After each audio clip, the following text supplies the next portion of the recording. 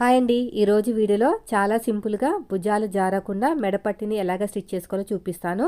మెడపట్టికి stitch వేసుకునేటప్పుడు piping అయినా సరే, మెడపట్టి అంటే హెమ్మింగ్ పట్టి అయినా సరే, ఏదైనా సరే క్రాస్గా ఉన్న క్లాత్ అనే కట్ చేసుకోవాలి. అలా క్రాస్గా కట్ చేసుకోవడం వల్ల అన్ని పీసులు కూడా ఇలాగ క్రాస్గా వస్తాయి. అయితే జాయిన్ చేసుకోవాలి కదా మనం. అన్ని పీసెస్ కూడా జాయిన్ చేసుకునేటప్పుడు 2 క్రాస్లు ఆపోజిట్లో పెట్టుకుని జాయిన్ చేసుకోవాలండి.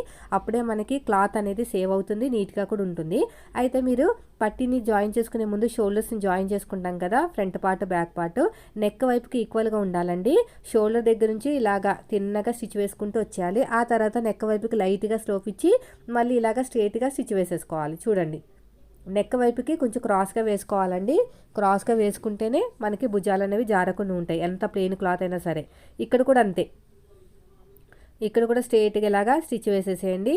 ఆ తర్వాత వచ్చేసి ఇక్కడ నుంచి క్రాస్గా స్టిచ్ వేసేసుకుంటే నెక్ వైపుకి భుజాలు జారవు. ఇక్కడ క్రాస్గా వేయటం వల్ల క్లాత్ ఎక్కువ వస్తుంది, కొంచెం కట్ చేసేసుకోవాలి.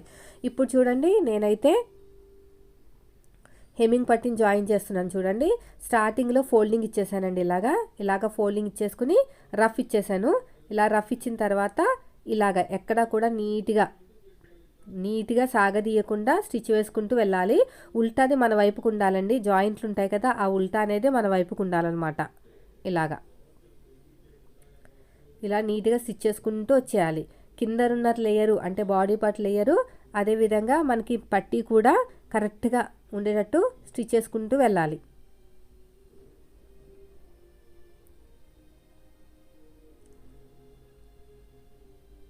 చూసుకున్నారు కదా.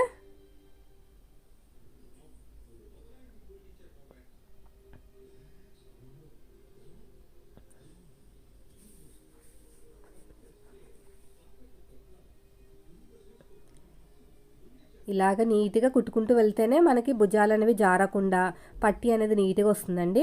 ఇలాగ స్టిచ్ చేసుకుంటూ వెళ్ళిపోవటమే. వీడియో నచ్చితే మాత్రం లైక్ చేయండి ఫ్రెండ్స్. మీరు మన ఛానల్ ఫస్ట్ టైం చూస్తే సబ్స్క్రైబ్ చేయండి. ఇక్కడ కట్ చేసేయండి ఎగస్ట్రున్న క్లాత్ని. ఆ తర్వాత వచ్చేసి అక్కడక్కడ చిన్న చిన్న టక్స్ ఇచ్చేసేయండి. రౌండ్ తిరిగే చోట ఇస్తే సరిపోతుంది, ప్రతిసారి అవసరం లేదు. ఇలాగ చిన్న చిన్న టక్స్ ఇచ్చేసేయాలి. తర్వాత వచ్చేసి ఎంతైతే ఖర్చు పెట్టుకున్నామో ఆ ఖర్చు ఉన్నంత ఇలాగ ఫోల్డింగ్ చేసేసుకోవాలండి. ఇలాగ గోరుతో గీక్కోండి, మీకు ఇబ్బందిగా ఉంటే గోరుతో గీక్కుంటే మీకు ఫిట్టింగ్ అనేది చాలా బాగా కనిపిస్తుంది అనమాట. ఇప్పుడు మనం ఎంతైతే ఖర్చు పెట్టుకున్నామో ఆ ఖర్చు అంత మందము ఫోల్డింగ్లోకి వెళ్ళిపోవాలి.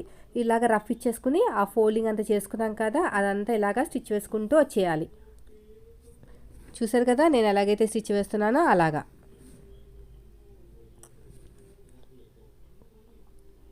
చూడండి, ఇలా కుట్టుకుంటూ వెళ్ళిపోవటమే.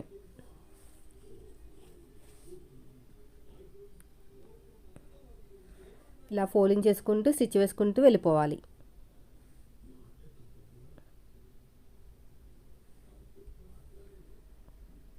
ఇలా చూసారా, ఎక్కడ కూడా సాగదీయకండి. సాగదీస్తే ఫినిషింగ్ అనేది పోతుంది కాబట్టి మనం అసలు సాగదీయకూడదు. ఇలాగ ఫోల్డింగ్ చేసుకుంటూ వెళ్ళిపోవటమే.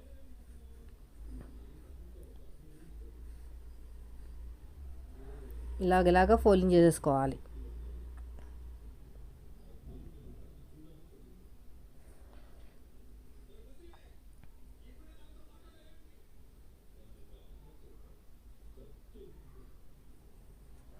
ఇలా ఫోల్డింగ్ చేసుకుంటూ రఫ్ ఇచ్చేయాలి. ఇప్పుడు మనకి ఫోల్డింగ్ చేసిన తర్వాత క్లాత్ అనేది ఎక్స్ట్రా ఉంటుంది కదా, అది ఎలా కట్ చేసుకొని చూపిస్తాను. అయితే మీరు మాత్రం తొందరపడి కట్ చేస్తే బ్లౌజ్ దగ్గర ఉన్న నెక్ కట్ అయిపోతుందండి.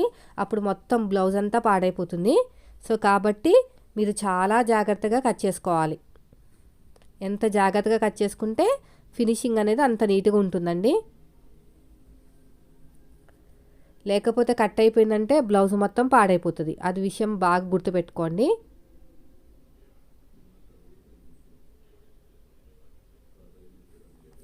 ఇలాగా మన క్లాత్ని పైకి చేతితోటి పైకి లేపుతూ కట్ చేసుకోవాలి.